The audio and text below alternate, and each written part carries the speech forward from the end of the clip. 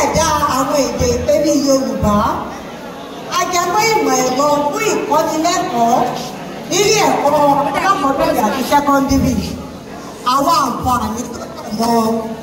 Èyí jẹ́ iṣẹ́ ọ̀mọ̀wé Ọláolúwa Paul Ọmọ́táyọ̀ láti ẹ̀ka ẹ̀kọ́ èdè ti ẹ̀ka ẹ̀kọ́ ìmọ̀ èdè àti èdè ilẹ̀ Áfíríkà ní ilé ẹ̀kọ́ gíga fásitì Ìbàdàn. Àsàmọ̀ wọ́n jí ìdá lórí ìgbésẹ̀ tó rọ̀ mọ́ ṣíṣẹ̀dá èdè ìpèrí ìmọ̀ ẹ̀kọ́ ajẹmọ́ròyìn àti ìbánisọ̀rọ̀ ICT ní èdè Yorùbá. Nínú ṣíṣe aṣàtúpalẹ̀ ìlànà ìmọ̀ ẹ̀dá èdè tó wà fún ṣíṣẹ̀dá ọ̀rọ̀ ìpèrí. Dátà tí a mú iṣẹ́ yìí jẹyọ láti inú àwọn ìsàlẹ̀ ìwé àkànlò ìyẹn textbook fún iṣẹ́ kọ̀ǹpútà eléyìí tí ó wà fún àwọn ilé ẹ̀kọ́ alákọ̀ọ́bẹ̀rẹ̀ tí ìjọba fọwọ́.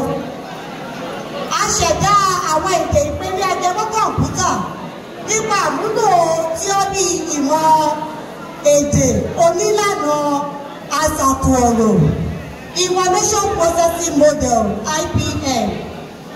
Ọ̀rọ̀ ìpèrí ajẹmọ́ ẹ̀rọ kọ̀ǹpútà ogún 20 ni a ṣẹ̀dá. Iṣẹ́ ìwádìí yìí ṣàlàyé àǹfààní mẹ́rin gbòógì tó wà nínú lílo èdè Yorùbá láti kẹ́kọ̀ọ́ nílé ẹ̀kọ́ alákọ̀ọ́bẹ̀rẹ̀ àti sẹ́kọ́ndírì. A tún fìdí rẹ̀ múlẹ̀ pé bí a bá fẹ́ kí èdè Yorùbá náà ní àká ọ̀rọ̀ tó gbòòrò fún ìmọ̀ sáyẹ́ǹsì àti ìmọ̀ ẹ̀rọ, pàápàá nínú ètò ẹ̀kọ́ alákọ̀ọ́bẹ̀rẹ̀ àti sẹ́kọ́ndírì, a nílò ìmọ̀ ẹ̀dá èdè àti àjọṣepọ̀ tó dúnmọ́rán pẹ̀lú àwọn ẹ̀ka iṣẹ́ mìíràn bíi ìmọ̀ ẹ̀rọ ìròyìn kí akitiyan wa lè di ohun àmúlò ojoojúmọ́ nínú ìlànà ìbánisọ̀rọ̀. Àwọn kókó ọ̀rọ̀ tó wà nínú iṣẹ́ yìí: ọ̀rọ̀ ìpèrí, ìmọ̀ ẹ̀rọ, ìlànà àṣàtò ọ̀rọ̀, ẹ̀kọ́ alákọ̀ọ́bẹ̀rẹ̀ àti sẹ́kọ́ndírì, ìfàárà. Nípa pàtàkì ní èdè fún nínú ìbáraẹnisọ̀rọ̀. Èdè sì ni a fi dáàbò bo àṣà àti ìwà àwùjọ. Ìdí nìyí tí ó fi jẹ́ pé èdè náà ni a fi ṣe àtinúdá. Gẹ́gẹ́ bí Ajíbádé 2016 ṣe ṣàlàyé pé èdè ní kókóró pàtàkì tí a fi ṣílẹ̀kùn ọkàn tí ó ń gbé èrò ọkàn wa pamọ́.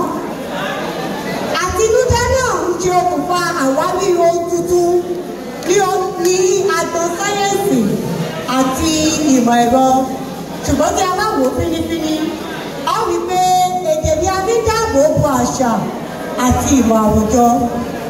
Ṣùgbọ́n ní ayé òde òní, ìmọ̀ ẹ̀rọ ajẹmọ́ròyìn àti ìbánisọ̀rọ̀ ICT ti mú ọ̀pọ̀lọpọ̀ àyípadà bá èdè. Èyí jẹ́ èrò Bámgbóṣé lọ́dún 2006.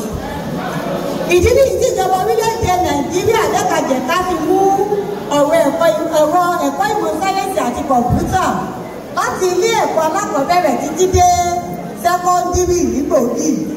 Gẹ́gẹ́ bí àlàkalẹ̀ kọ̀ríkúlọ́ọ̀mù, dandan ni fún akẹ́kọ̀ọ́ láti kọ́ àwọn iṣẹ́ ajẹmọ́ sáyẹ́ǹsì àti ìmọ̀ ẹ̀rọ tí a mọ̀ sí Basic Science and Technology.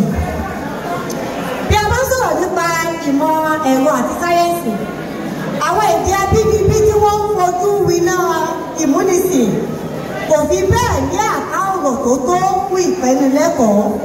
Ìdí ni pé èdè amúnisìn tàbí èdè àjòjì ní ọ̀pákùtẹ̀lẹ̀ ètò ẹ̀kọ́ wọn. Gẹ́gẹ́ bí a ṣe mọ̀ pé ní orílẹ̀-èdè tí a wà yìí, èdè tí ó jẹ́ èdè ìṣàmúlò gbogbogbò òun náà ni èdè Gẹ̀ẹ́sì. Nínú ètò ẹ̀kọ́ kárí ayé Universal Basic Education ọlọ́dún 9 tí ìjọba gbé kalẹ̀ lábẹ́ ìsọ̀rí kan náà ni a ti ní ìmọ̀ sáyẹ́ǹsì Basic Science, ìmọ̀ ẹ̀rọ Basic Technology, ìmọ̀ kọ̀ǹpútà Computer Studies àti ìmọ̀ eré ìdárayá àti ìlera ara Physical and Health Education. Bí a bá ṣe àgbéyẹ̀wò kọ̀ríkúlọ́ọ̀mù náà, a ó rí pé ó gbọ́gbọ́já, ṣùgbọ́n kíní kan bá àjà rẹ̀ jẹ́ apá rẹ̀ kù ju ìtàn lọ. àléébù tó ní ni pé èdè Gẹ̀ẹ́sì ni ìjọba fi òǹtẹ̀ lò láti kó àwọn ẹ̀kọ́ náà àti pé èdè Gẹ̀ẹ́sì sì ni àwọn aṣèwétà náà fi ń gbé ìwé àwọn iṣẹ́ náà jáde. Táwa ni ká di àléébù yìí rù. Ọ̀nà méjì ló pín sí. Ìjọba kò káràmásìkí àwọn èdè abínibí ilẹ̀ wa. Iṣẹ́ ìwádìí tí yóò jẹ́ kí á ní àwọn àká ọ̀rọ̀ ajẹmọ́ sáyẹ́ǹsì àti ẹ̀rọ. Bákan náà ni wọn kò ṣe ìwúrí fún akitiyan àwọn onímọ̀ tó ń gbìyànjú láti yanjú ìṣòro yìí. Ìdẹ́yẹsí èdè abínibí yìí ó ní ASEAN 2005 kú òye rẹ̀. Ní ọ̀nà kejì, àwùjọ wa náà ní ẹ̀bi nínú àìsàmúlò èdè Yorùbá fún ìkẹ́nilẹ́kọ̀ọ́ sáyẹ́ǹsì àti ìmọ̀ ẹ̀rọ. Èyí dá lórí ojú àbùkù tí àwùjọ fi ń wo èdè wọn.